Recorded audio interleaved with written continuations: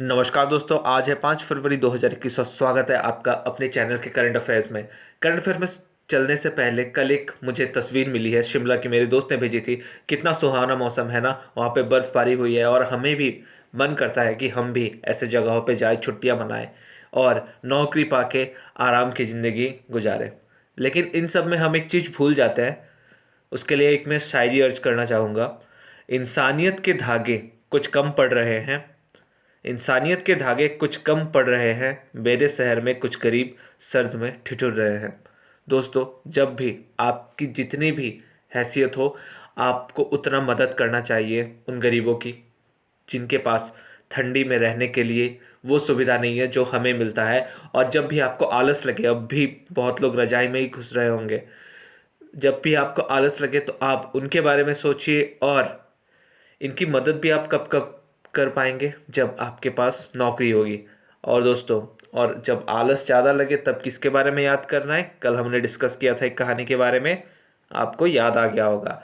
बढ़ते हैं आज के पहले सवाल की तरफ। तमिलनाडु के गवर्नर कौन है? अब ये न्यूज़ में क्यों था तमिलनाडु का गवर्नर?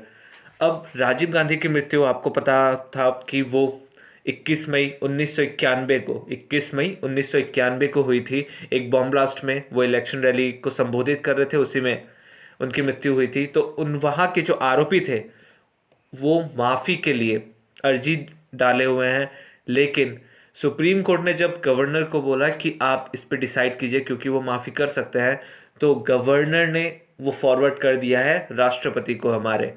तो इसीलिए तमिलनाडु के गवर्नर न्यूज़ में है।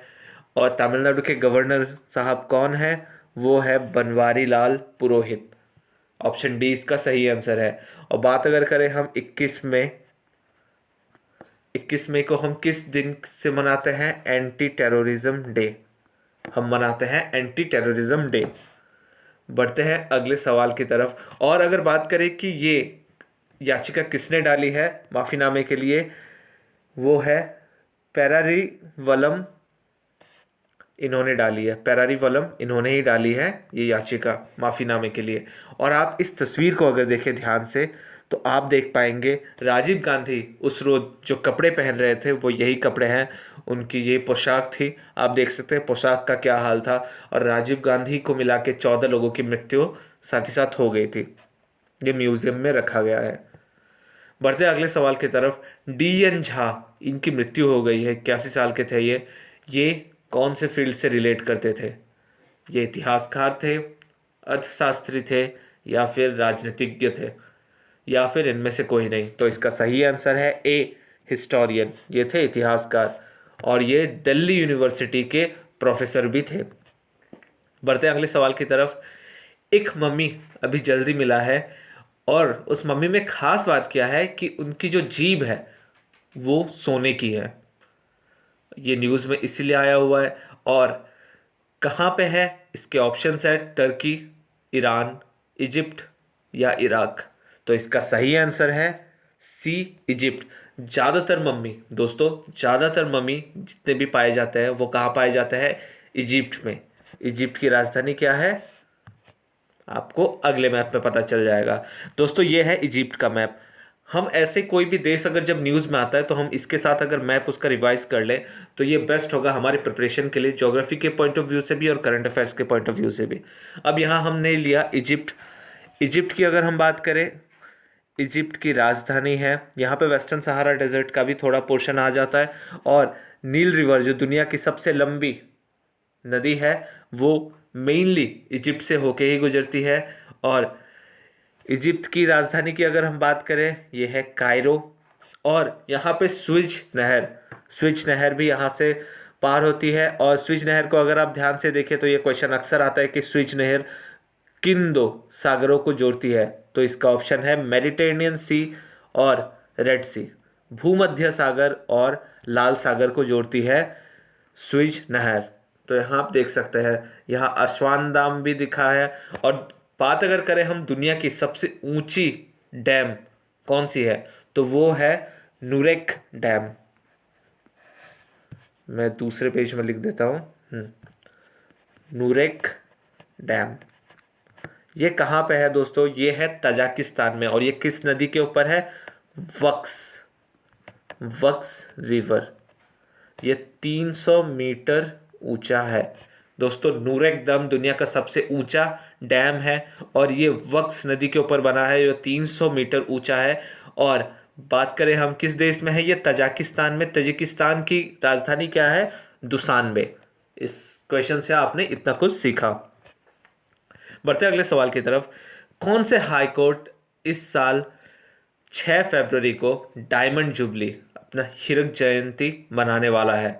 ऑप्शन है Gujarat high court, Guwahati high court, Madras high court या फिर इलाहाबाद हाई कोर्ट। तो इसका सही आंसर है option A, Gujarat high court. और गुजरात हाई कोर्ट कहाँ पे स्थित है, अहमदाबाद में। और इसी के साथ पोस्टल स्टाम्प भी रिलीज किया जाएगा, किसके द्वारा, प्रधानमंत्री मोदी जी के द्वारा। बढ़ते हैं अगले सवाल की तरफ। वर्ड ऑफ द ईयर, ये दोस्तों क्वेश्चन आपको घुमा फिरा के बहुत से एग्जाम्स में आने वाले हैं इस साल, क्योंकि 2020 के वर्ड ऑफ द ईयर कौन कौन से हैं। सबसे पहले आप याद रखिए, Hindi word of the year शब्द कौन सा है, आत्मनिर्भरता। हिंदी शब्द है आत्मनिर्भरता। कैम्ब्रिज डिक्शनरी के हिसाब से है क्वारंटाइन, कॉलिंस डिक्शनरी के हिसाब से है लॉकडाउन, और ये दोनों ऑप्शन है मरियम और dictionary.com के हिसाब से क्या है, पेंडेमिक। तो फिर से याद कीजिए, ऑक्सफोर्ड डिक्शनरी के हिसाब से word of the year Hindi कौन सा है, आत्मनिर्भरता। और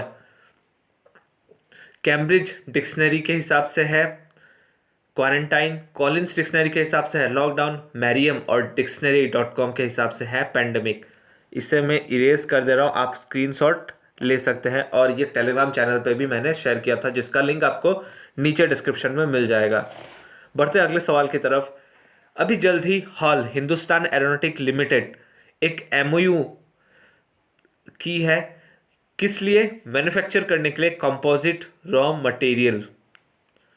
और ये किसके साथ एमओयू हुआ है, ऑप्शन से इसरो, नेशनल एरोनॉटिक्स लिमिटेड, नाल जैसे हम कहते हैं, DRDO, defence research and development organisation, या फिर डी मिधानी। मिधानी का फुल फॉर्म क्या है दोस्तों, मिश्रा धातु निगम लिमिटेड। तो इसका सही उत्तर है डी मिधानी। यहाँ आप हॉल का इमेज देख सकते हैं। अगर आपको कंपोजिट रॉ मटेरियल्स आप नहीं जानते कि क्या है, तो शॉर्ट फॉर्म में अगर बताऊं तो ये फाइबर के थ्रू बनाया जाता है, और जो ट्रेडिशनल मटेरियल्स या फिर मेटल्स होते हैं उन्हें बिना यूज़ किए भी उस क्वालिटी के प्रोडक्ट्स बन सकते हैं। इसके बारे में डिटेल में अगर जानना है तो आप कमेंट में एक बार पिन जरूर कर दीजिएगा। बढ़ते अगले सवाल की तरफ। पीएम स्वनिधि से समृद्धि योजना, ये किसके द्वारा लॉन्च किया गया है? अगर हम बात करें प्रधानमंत्री स्वनिधि योजना, पीएम स्वनिधि योजना के बारे में, तो पीएम स्वनिधि योजना किसके लिए है, जो भी रेडी लगाते हैं, ठेले लगाते हैं, उनके लिए 10,000 रुपये बिना किसी सिक्योरिटी के उनको दिया जाना था। और वो अगर टाइम पे इंस्टॉलमेंट देते हैं तो उनके किस्त में भी, इंटरेस्ट रेट में भी माफ़ी मिलेगी। और अगर बात करें हम प्रधानमंत्री स्वनिधि से समृद्धि योजना, किसके द्वारा लॉन्च किया गया है, ये किया गया है housing and affairs, urban affairs ministry. Option D इसका सही आंसर है। और हमारे हाउसिंग और अफेयर्स मंत्रालय के हेड कौन है, हरदीप पुरी, हरदीप सिंह पुरी है इसके चीफ। यहाँ आप इमेज में देख सकते हैं प्रधानमंत्री स्वनिधि योजना। यहाँ पे अलग अलग ठेले या फिर छोटे छोटे दुकानदार जितने भी हैं उनको 10,000 रुपये दिए जाते हैं लोन के तौर पे। दुनिया का सबसे बड़ा रिवर आइलैंड कौन सा है? इसका आंसर आप बहुत लोगों को पता होगा क्योंकि ये भारत में ही है। उसका सही आंसर है बी, माजुली। लेकिन दोस्तों आंसर यहाँ पे नहीं रुकता। अब ये न्यूज़ में क्यों आया है माजुली, डिपेंड ये करता है। तो माजुली न्यूज़ में क्यों आया, क्योंकि असम का पहला हेलीपोर्ट यहाँ पे इनॉग्रेट किया गया है और ये 50 लाख की कीमत से बना है और 3 हेलीकॉप्टर्स एक साथ इस पे उतर सकते हैं। तो असम का पहला हेलीपोर्ट कहाँ पे बनाया गया है, माजुली में। और माजुली की अगर बात करिए, दुनिया की सबसे बड़ी रिवर लाइन नदी में स्थित आइलैंड है और ये एक डिस्ट्रिक्ट भी बना दिया गया है। और अगर बात करें हम असम के चीफ मिनिस्टर सर्बानंद सोनोवाल, यहाँ पिक्चर में देख सकते हैं, यही है हेलीपोर्ट, ये माजुली से ही चुन के आते हैं। बढ़ते हैं अगले सवाल की तरफ। पंडित भीमसेन गुरुराज जोशी का बर्थ एनिवर्सरी कब है, जन्म दिवस कब है? ऑप्शंस है 4 फरवरी, 5 फरवरी, 6 फरवरी या फिर 7 फरवरी? तो इसका सही उत्तर है ए, 4 फरवरी को। प्रधानमंत्री मोदी जी ने भी इनके बारे में ट्वीट किया था। अब पंडित भीमसेन जोशी के बारे में बताऊं तो ये पहली बात तो हमारे भारत रत्न है, इनको पद्म विभूषण और पद्म भूषण भी मिला हुआ है। ये 4 फरवरी 1922 में ये पैदा हुए थे और इनकी मृत्यु हुई थी 24 जनवरी 2011 को। दोस्तों अगर बात करें भारत के पहले ऐसे म्यूजिशियन है जिनके पोस्टर्स लगे थे भारत के बाहर, मतलब न्यूयॉर्क में पहले ऐसे भारत के म्यूजिशियन हैं जिनके पोस्टर्स लगे थे उनके शो के। और ये किस कला में माहिर थे? ये कर्नाटक हिंदुस्तानी, क्लासिकल कर्नाटक हिंदुस्तानी में ये माहिर रखते थे। और ये किराना घराना से वाकिफ रखते थे। किराना घराना, याद रखिएगा, पंडित भीमसेन जोशी किराना घराना से और ये हिंदुस्तानी म्यूज़िक से डील करते थे। और अगर हम बात करें इनकी राग की तो यहाँ आप देख सकते हैं यमन राग में इनका स्पेशलाइजेशन था। तो इतना इन्फॉर्मेशन आपको याद रखना है पंडित भीमसेन गुरुराज जोशी के लिए। फिर से आ गया हिंदुस्तान एरोनॉटिक्स लिमिटेड। आजकल तो हिंदुस्तान ऑयलटिंग के लिमिटेड के बल्ले बल्ले ही चल रहा है ना। हिंदुस्तान एरोनॉटिक्स लिमिटेड ने अभी जल्द ही रिसीव किया है कितने ट्रेनर एयरक्राफ्ट मैन्युफैक्चरिंग का रिक्वेस्ट, मतलब ये ऑर्डर मिलेगा इनको इंडियन एयरफोर्स के द्वारा हिंदुस्तान एरोनॉटिक्स लिमिटेड को। हिंदुस्तान एरोनॉटिक्स लिमिटेड की अगर हम इनके चीफ की बात करें, इस समय चेयरमैन इनके कौन है? आर माधवन। और ये जो भी एयरक्राफ्ट बनाए जाएंगे वो 60% से ज़्यादा इंडिजीनियस होंगे, मतलब 60% से ज़्यादा इसमें जो भी कंपोनेंट्स, स्पेयर पार्ट्स जो भी लगेंगे वो सब भारत में ही प्रोड्यूस होंगे।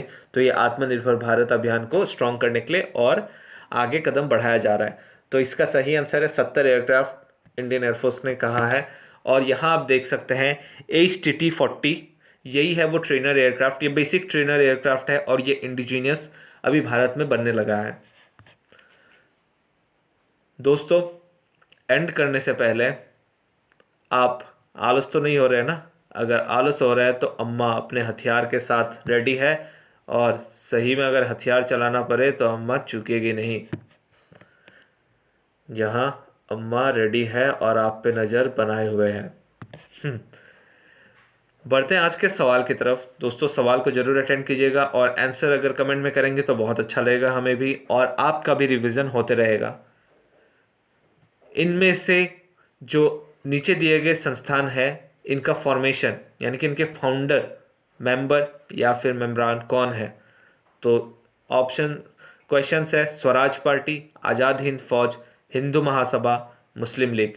ये किसके द्वारा गठित है ये ऑर्गेनाइजेशंस? धन्यवाद दोस्तों, खुश रहिए, खुशियाँ बांटते रहे, अपने घरों में क्या रखा है सबके साथ मिलजुल के रहिए। और वीडियो अगर अच्छा लगे तो लाइक, शेयर और सब्सक्राइब जरूर करें। जय हिंद।